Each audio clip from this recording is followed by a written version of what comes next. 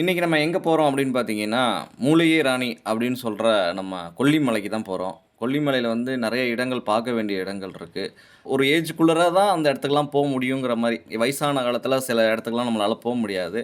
அந்த மாரி வந்து கொல்லிமலையில வந்து சில இடங்கள் வந்து வயசு இருக்க போம்போதே போனா தான் உண்டு. கார் ஓட்ட தெரிஞ்சவங்க தான் வந்து கொல்லிமலையில அந்த 70 கொண்டை ஊசி வளைவுல வந்து கடக்க முடியும். அ அது ஒரு தனி எக்ஸ்பீரியன்ஸா இருக்கும். நீங்க எங்க தான் வந்து எத்தன ஹில்ஸ் தான் ஒட்டியிருந்தாலும், இந்த கொல்லிமலையில வந்து ஹில்ஸ்ல கார் ஓட்டுறதோ, பைக் ஓட்டுறதோ வந்து தனி ஒரு சுவாரஸ்யமான ஒரு த்ரில்லிங்கான ஒரு அனுபவமா இருக்கும். இன்னைக்கு நம்ம அங்க தான் போறோம்.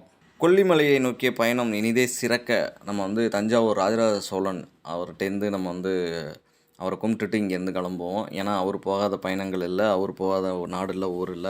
ஸோ, அவர்ட்டேருந்து நம்ம வந்து இந்த வீடியோவ ஸ்டார்ட் பண்றோம்.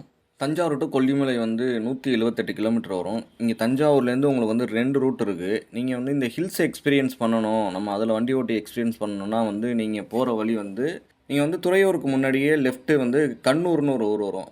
கண்ணூர், தந்தையங்கார்பேட்டை, சேந்தமங்கலம் வழியால நீங்க வந்து உள்ளார போற மாரி இருக்கும். அப்படி போனீங்கன்னா தான், அந்த ஹில்ஸ் எக்ஸ்பீரியன்ஸ் பண்ண முடியும். இந்த ஹில்ஸ் எக்ஸ்பீரியன்ஸ் வேணா நான் கொஞ்சம் ஷார்ட்டா உள்ளார போணும் அப்படின்னா, துறையூர், உப்பிலியம்புரம், கொம்பம்பட்டி, பெரிய காம்பை, அரியூர் நாடு அப்படின்னு சொல்லிட்டு நீங்க அந்த சைடெல்லாம் வர மாரி இருக்கும். இது 2 வழி இருக்கு தஞ்சாவூர் டூ கொல்லிமலைக்கு.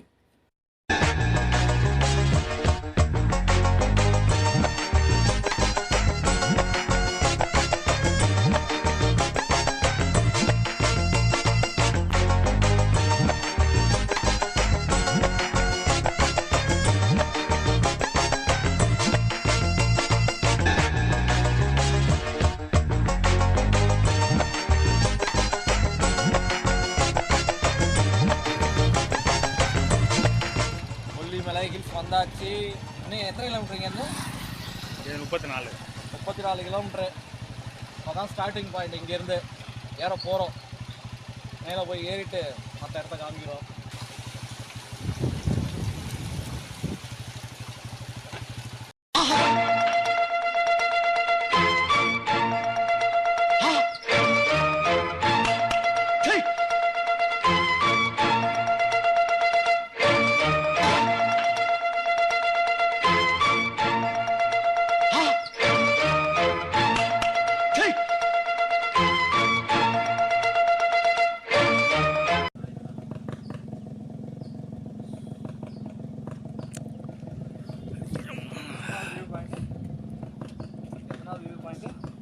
எத்தனாவது டேனிங் இது?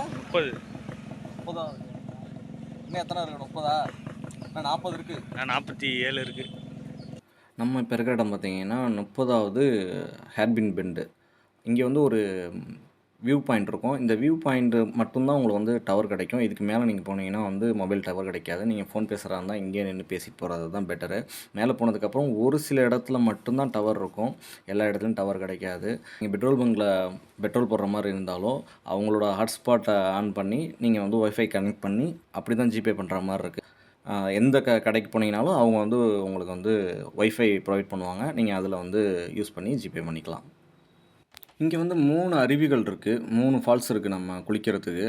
அதில வந்து மாசிலா அருவி ஒண்ணு, ஆகாய கங்கை ஒண்ணு, நம்ம அருவி அப்படின்னு சொல்லிட்டு 3 அருவி இருக்கு.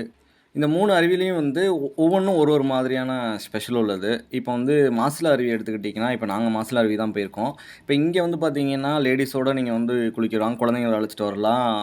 நல்லாயிருக்கும் இங்க. ரொம்ப ரிஸ்கியான ஒரு இடம் கிடையாது இது. ஆனா, ஆகாய கங்கை அருவி பார்த்தீங்கன்னா, கிட்டத்தட்ட உங்களுக்கு ஆயிரக்கணக்கான படி கீழ இறங்கி மேல ஏறணும். அது கிட்டத்தட்ட ஒரு சின்ன அட்வென்ச்சர் மாரி தான் இருக்கும். அங்க வயசானவங்கலாம் கீழ இறங்குறது, மேல ஏறுறதெல்லாம் வந்து சாதாரண விஷயம் கிடையாது.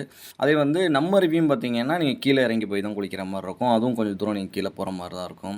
அதனால வந்து மாசிலா அருவி வந்து உங்களுக்கு வந்து ஈஸியா இருக்கும். பயங்கர குளிர். சரியான ஐஸ் மாதிரி இருக்கு வந்து. சிறப்பா ஒரு குளியலை போட்டு கிளம்பியாச்சு. முறையான ஒரு குளியல். இன்னொரு அருவிக்கு போகலான்னு தான் இருந்தோம். ஆனால் அந்த அருவி வந்து 1000 படி கீழே இறங்கி 1000 படி மேலே ஏறணும். அது இப்போதைக்கு வாய்ப்பு இல்லை, டைமும் இல்லை நம்மளுக்கு. நைட்டுக்குள்ளே திருப்பியும் நம்ம வந்து தஞ்சாவூருக்கு வரணும். அதனால் இந்த மாசிலா அருவியை குளிச்சுட்டு இங்கேருந்து அரசலீஸ்வரர் கோயிலுக்கு வந்து கிளம்ப போகிறோம். ரிஸ்க் இல்லாமையும் இருக்குது, கூட்டம் இல்லாமையும் இருக்குது இந்த அருவி. நீங்கள் வந்து லேடிஸோடலாம் வர மாதிரி இருந்துச்சுன்னா தாராளமாக நீங்கள் இங்கே வரலாம்.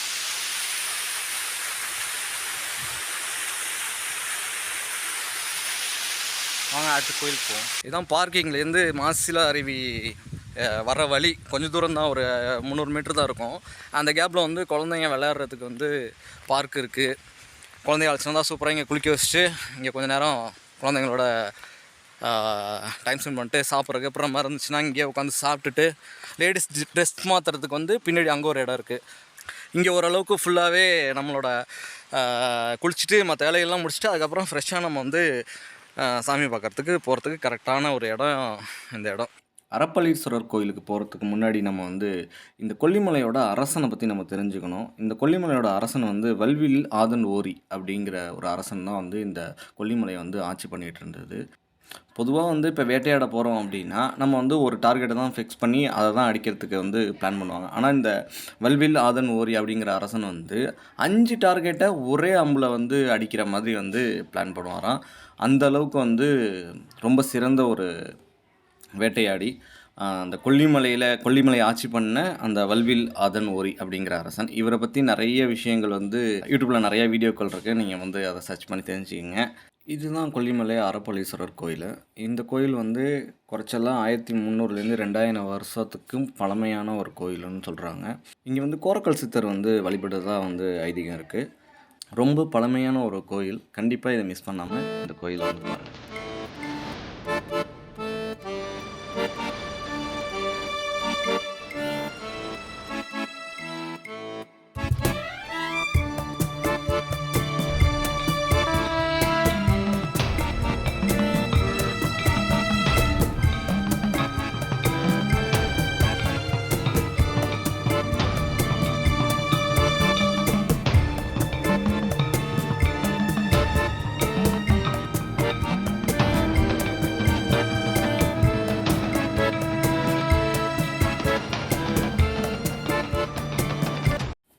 அரப்பளீஸ்வரர் கோயில் தரிசனத்தை முடிச்சுட்டு நம்ம இங்கேருந்து கிளம்பியாச்சு. அடுத்து நம்ம போகிறது வந்து எட்டுக்கை அம்மன் கோயிலுக்கு தான் அடுத்து நம்ம போகிறோம்.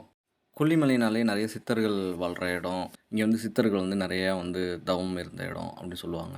அந்த சித்தர்கள் வந்து தவம் பண்ணிகிட்டு இருக்கும்போது அசுரர்கள் வந்து ரொம்ப டிஸ்டர்ப் பண்ணதாகவும், அந்த டிஸ்டர்ப் பண்ண அசுரர்களை வந்து வதம் பண்ணுறதுக்காக இந்த கொல்லிப்பாவை அப்படிங்கிற ஒரு தெய்வத்தை வந்து உருவாக்குனதாகவும் சொல்கிறாங்க. இந்த கொல்லிப்பாவைங்கிறது வந்து முதல்ல பொம்மையாக செஞ்சு அதுக்கப்புறம் வந்து அதுக்கு உயிர் கொடுத்து ஒரு தெய்வமாக மாற்றம் பண்ணியிருக்கிறதா சொல்கிறாங்க.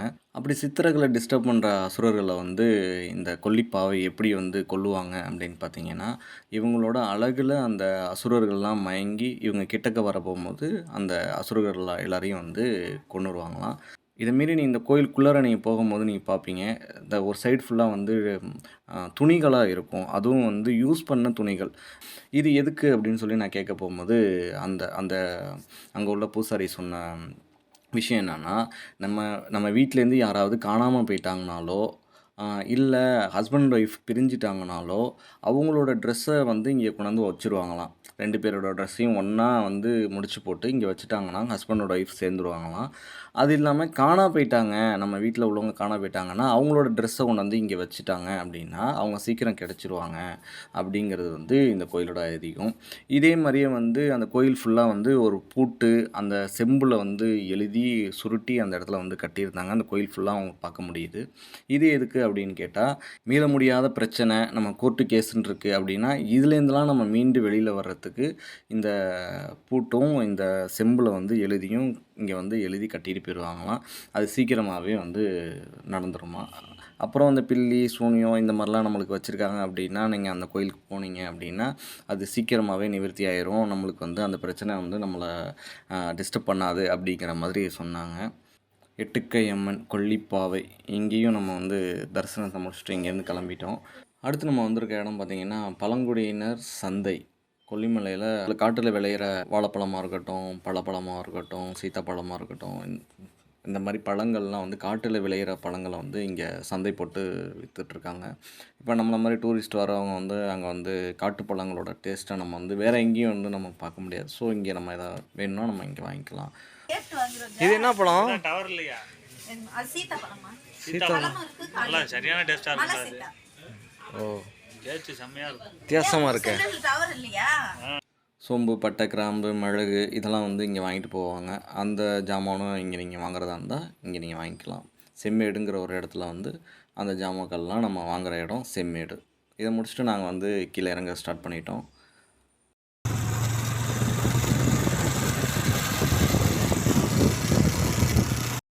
கொல்லிமலை போயிட்டு ரிட்டன் வந்தாச்சு. கொல்லிமலையில் இறங்கி நிற்கிறோம். லாஸ்ட்டு கொண்டோசி வேலையை முடிச்சுட்டு திரும்பி வந்து இங்கே நிற்கிறோம். ஒரே நாளில் மேலே ஏறிட்டு கீழே இறங்கியாச்சு. இறங்கணும். மாசி பெரியண்ணா கோயிலை மட்டும் பார்க்கல. ஏன்னா அது வந்து மேலே ஏறுறதுக்கு வந்து 1 மணி நேரம் ஆகும், கீழே இறங்குறதுக்கு 1 மணி நேரம் ஆகும். டைம் சுத்தமாக இல்லை. அதனால் அந்த கோயிலை மட்டும் பார்க்கல. ஆனால் அது கொஞ்சம் ஸ்பெஷலான கோயில்னு கேள்விப்பட்டேன். கண்டிப்பாக அதுக்கு இன்னொரு நாள் வரணும். வந்து அந்த கோயிலையும் நம்ம வந்து விசிட் பண்ணிடணும். இன்றைக்கி நேரம் பத்தலை. அதனால் இன்னொரு நாள் கண்டிப்பாக வரணும். அதேமாரி வந்து கொல்லிமலை ஹில்ஸில் வந்து வண்டி ஓட்டுறது வந்து செம்ம அனுபவம். இந்த 2 பேர் 3 பேர் அழைச்சிட்டுலாம் வரக்கூடாது. சிங்கிளாக ஒரே ஆளாக எந்த வண்டியாக இருந்தாலும் பரவாயில்ல. இத்தனை சிசி அத்தனை சிசி அதெல்லாம் தேவையே கிடையாது என்னை பொறுத்த வரைக்கும். எந்த பைக்காக இருந்தாலுமே இங்கே ஓட்டுறதுக்கு அவ்வளோ அருமையாக இருக்குது. என்ஜாய் பண்ணுற மாதிரி ஓட்டினா அருமையாக தான் இருக்கும். அதை வந்து நம்ம கொஞ்சம் விட்டோம் அப்படின்னா கொஞ்சம் கஷ்டம்தான். பண்ணக்கூடாது. சாகசம்லாம் பண்ணுற மாதிரி இருக்குது. ஓட்டுறதே சாகசமாக தான் தெரியுது. இதில் எக்ஸ்ட்ரா நம்ம சாகசம் காட்டுற மாதிரி இருந்துச்சுன்னா முடிஞ்சு போயிடும் கதை. போகாதீங்க. ஆமாம், தயவுசெய்து இந்த குடிச்சிட்டு கூலிப்பு வச்சுட்டு கிறுக்கிறுன்னுலாம் போனோம்னா சரி வராது. இதில் ஏறி இறங்கி ஆல்ரெடி மண்டை கிறுக்கிறுன்னு தான் இருக்குது. இதில் நம்ம எக்ஸ்ட்ரா குடிச்சிட்டு இல்லை கூலிப்பு வச்சுட்டு கிறக்கத்துல எல்லாம் வண்டி ஓட்டினா ரொம்ப கஷ்டம். ஒன் டேல ஆனால் வந்து முடிக்கிற இடம் இது கிடையாது. நல்லாயிருக்கு. கொஞ்சம் முன்னாடியே வந்திருந்தால் இன்னும் கொஞ்சம் சில இடங்களெல்லாம் நம்ம பார்த்துருந்துருக்கலாம். நல்லா இருந்திருக்கும்னு நினைக்கிறேன். நாங்கள் தான் கொஞ்சம் லேட்டாக வந்துட்டோம். நீங்கள் வர மாதிரி இருந்துச்சுன்னா மேக்ஸிமம் ஒரு 9 மணிக்கெல்லாம் வந்து நீங்கள் மேலே இருக்கிற மாதிரி வந்துட்டால் இன்னும் கொஞ்சம் பெட்டராக இருக்கும்னு நினைக்கிறேன் நான். அப்போ தான் வந்து நீங்கள் 1 டேவை ஃபுல்லாக இங்கே வந்து யூஸ் பண்ணிக்க முடியும். அப்படி இல்லைன்னா கொஞ்சம் கஷ்டம்தான். ஓகே, வீடியோ இதோட முடிச்சுக்கிறோம். போயிட்டு ரிட்டர்ன் வந்தாச்சு. அடுத்து தஞ்சாவூர் தான். இருட்டு ஆயிடுச்சு. 6:15 ஆயிடுச்சு மணி. அடுத்த வீடியோவில் பார்ப்போம்.